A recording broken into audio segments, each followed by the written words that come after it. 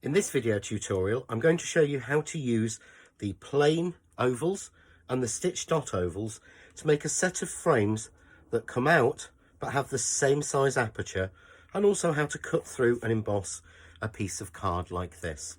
So I'm going to be using the new PressCut plain ovals and the stitch dot ovals, and these have been designed with the 1/4 inch on each layer to give you perfect matting and layering across any of the sets, whether you use them singularly or mix and match them.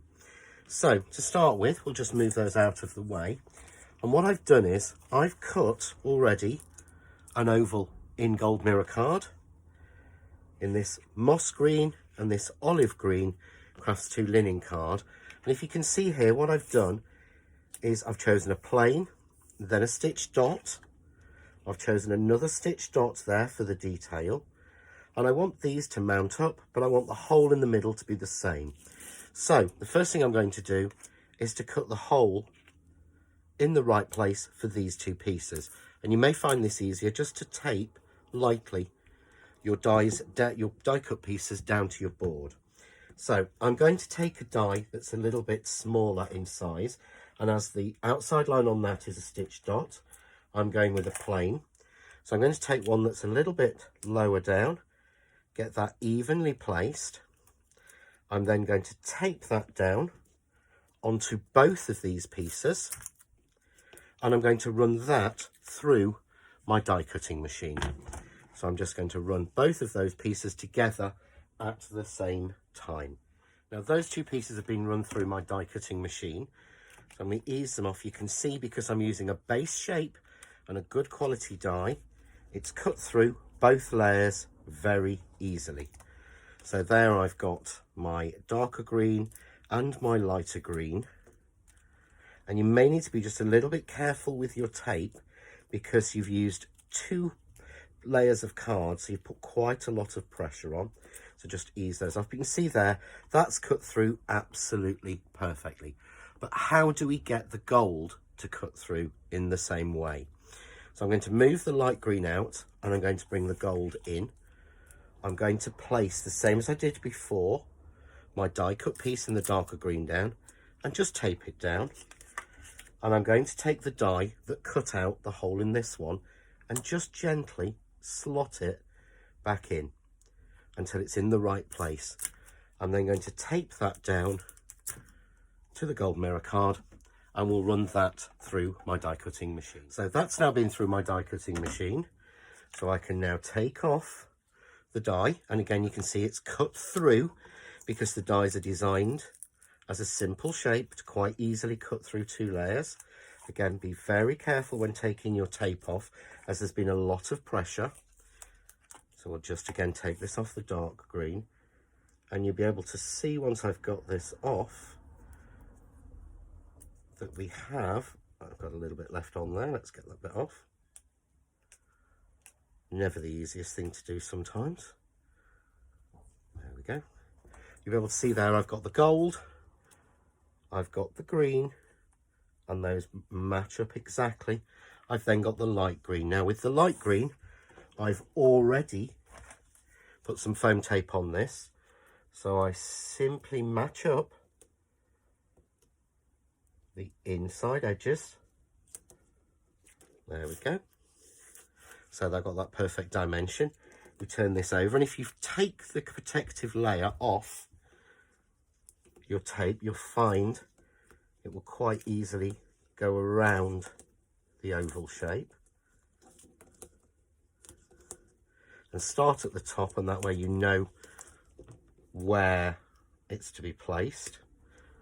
So I'm going to bring in my gold, and I can very easily again match up that centerpiece. There we go, and you see there I've got the perfect framing and fits exactly right. So what we want to do next is we want to put this onto the middle of a piece of card, but we want to go through this piece as well. Now, it isn't as important on this. You don't want the hole to be the same size because it's very hard to line up. So what I do is take a die that cut the green layer out. So that's this die that fit this layer. We pop that into place, and we simply die cut that and we emboss that. And here I have the piece that's been die cut. I've then run it through with an embossing folder just to give me a nice little bit of detail on there, and you can see I can see through a little bit of the frame.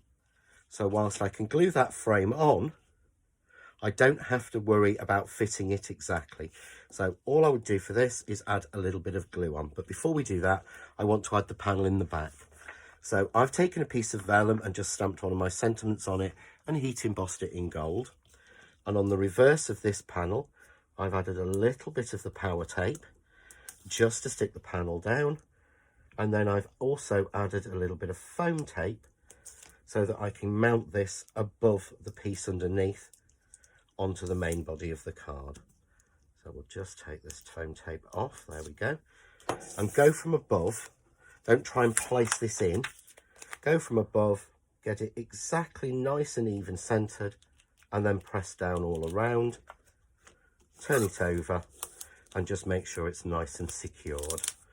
We're simply then going to take off the foam tape, and I've made a larger card again in the same structure as this. So the larger card is 8 by 6, and I've put gold mirror card on. I'm going to mat this piece onto there. Let's just stop that happening.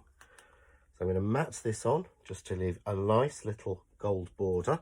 You can see there the sentiment then floats and it softens that gold by using the vellum. I can simply take the set of frames that I've made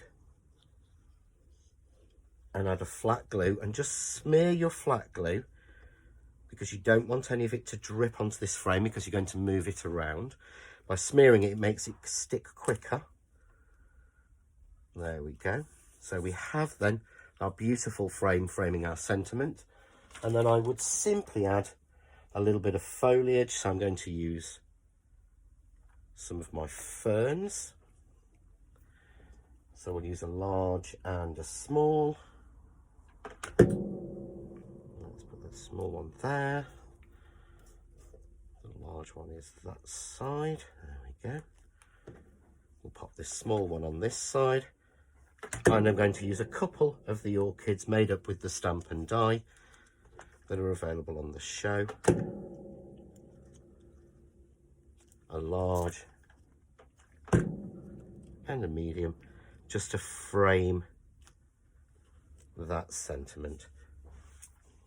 And we'll add in just one more little bit of foliage. There we go, to balance it. And there we've got a set of frames that get smaller with the aperture being exactly the same. Really simple thing to do when you've got nesting dies that have got the right gap between them.